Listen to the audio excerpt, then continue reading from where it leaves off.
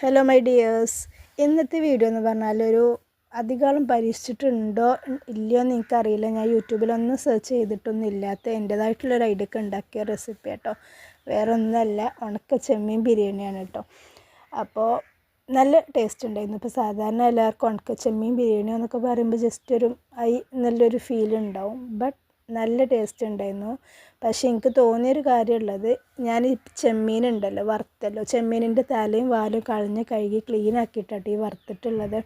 പക്ഷേ ഈ വറുക്കണ്ടില്ല തോന്നിയിരുന്നു കേട്ടോ. ഒരു ഫുഡ് നമ്മളെ റൈസൊക്കെ ഫുള്ള് കുക്കായി കഴിഞ്ഞാണ്ട് കഴിച്ചപ്പോൾ ഒരു ഹാർഡായിട്ടുള്ള ഫീൽ ഉണ്ടായിരുന്നു. പിന്നെ ഞാൻ റൈസ് വേവിച്ചത് കുക്കറിലാണ് കേട്ടോ. അത് കഴിഞ്ഞ് നമ്മൾ ചെമ്മീൻ വറുത്ത് വെച്ചിട്ടുള്ള എണ്ണ ഉണ്ടല്ലോ, ആ സെയിം എണ്ണ തന്നെയാണ് പിന്നെ നമ്മൾ ഉള്ളിയും ഒക്കെ വാട്ടാൻ വേണ്ടിയിട്ട് യൂസ് ആക്കണം കേട്ടോ. അപ്പോൾ നല്ലൊരു പാൻ എടുത്തിട്ട് അതിലേക്ക് ആ എണ്ണ ഒഴിച്ചു കൊടുത്തു. പിന്നെ അതിലേക്ക് നമ്മൾ ഉള്ളിയൊക്കെ ഇട്ടിട്ട്, ഉള്ളി ഇടുന്ന വീഡിയോ ഞാൻ എടുക്കാൻ മിസ്സായി എന്ന് തോന്നുന്നുണ്ട്. പിന്നെ ഉള്ളിയൊക്കെ ഇട്ട് അത്യാവശ്യം വാടി വന്ന് കഴിഞ്ഞിട്ട് തക്കാളി ഇട്ടിക്കണം കേട്ടോ. തക്കാളി ഇട്ട് കഴിഞ്ഞ് പിന്നെ നമ്മൾ ഇഞ്ചി വെളുത്തുള്ളി പേസ്റ്റ് ഇട്ടു, മല്ലിപ്പൊടി മഞ്ഞൾപ്പൊടി ഇട്ടു. അത് കഴിഞ്ഞ് കുറച്ച് തൈരുള്ളൂ ഇട്ടു ഞാൻ പറഞ്ഞിട്ട്. പിന്നെ മല്ലിച്ചപ്പ് ഇട്ടു കേട്ടോ. അതൊക്കെ കൂടിയിട്ട് ചെമ്മീനൊക്കെ ഇട്ടിട്ട് നല്ല സൂപ്പറാക്കി വാട്ടിയിട്ട് ഇത് നമുക്ക് ഇങ്ങനെ, ഞാൻ സാധാ മീനുണ്ടല്ലോ, അത് ഉണക്ക മീനല്ലോ, സാധാ മീൻ ഞാൻ കഴിക്കില്ല, പക്ഷെ ഇങ്ങനെ ആക്കിയിട്ട് ഞാൻ ഉണ്ടാക്കി കഴിക്കാറുണ്ട് കേട്ടോ. അപ്പോഴൊക്കെ നമ്മൾ കുക്കറിൽ വെച്ച് ചോറൊക്കെ വെന്ത് ഈ മസാലയും എല്ലാം സെറ്റായിട്ടുണ്ട് കേട്ടോ. അപ്പോൾ മസാലയും കൂടെയൊക്കെ മസാലയൊക്കെ നല്ല ടേസ്റ്റ് ചെയ്യുന്നു ആ മസാലയ്ക്ക്. പിന്നെ നമ്മൾ വേവിച്ച റൈസ് ഉണ്ടല്ലോ, റൈസ് ഇങ്ങനെ സ്റ്റെപ്പായിട്ട് അതിലേക്ക് ഇട്ടുകൊണ്ട് സെറ്റാക്കാം കേട്ടോ. പിന്നെ അതിലേക്ക് ഞാൻ കുറച്ച് ചെയ്തത് ഫിഷ് മസാല ഉണ്ടല്ലോ, അത് ഞാൻ നമ്മളുണ്ടാക്കിയ മസാലയ്ക്ക് ആഡാക്കിയിരുന്നു.